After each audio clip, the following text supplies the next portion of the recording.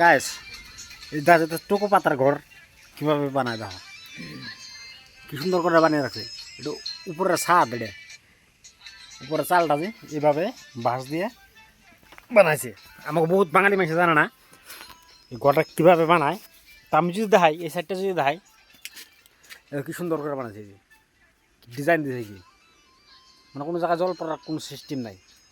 এটা কিন্তু অরুণাচল। আমি তো বিশেষ করে আমার আসামের মানুষের কই যাতে টুকু পাতার ঘর বানাবে বলে, যাতে অরুণাচলের মানুষের কাছ থেকে হ্যাঁ আইডিয়া নেয়। এই ঘরটা অরুণাচল আছে, আমি যে পাহাড় দেখা যেতেছে যে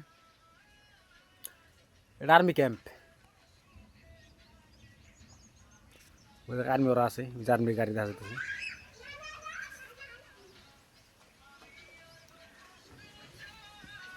এই ধর এটা যদি আমি একটু বাইরে থেকে যদি দেখাই, এটা অরুণাচল লেখাবালি। এই সাইডে বিল্ডিং বানিয়ে রাখছে, এটা গির্জাঘর, আর এটা হলো আমার মালিকের ঘর। আর যে এগুলো দেখা যাচ্ছে পাহাড়।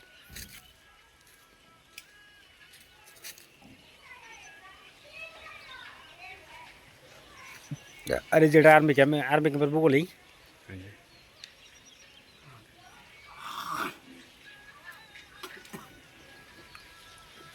এই যে ঘরটা বাইরে থেকে, যে এরকম বাইরে থেকে এই मॉडल দেখা যাচ্ছে।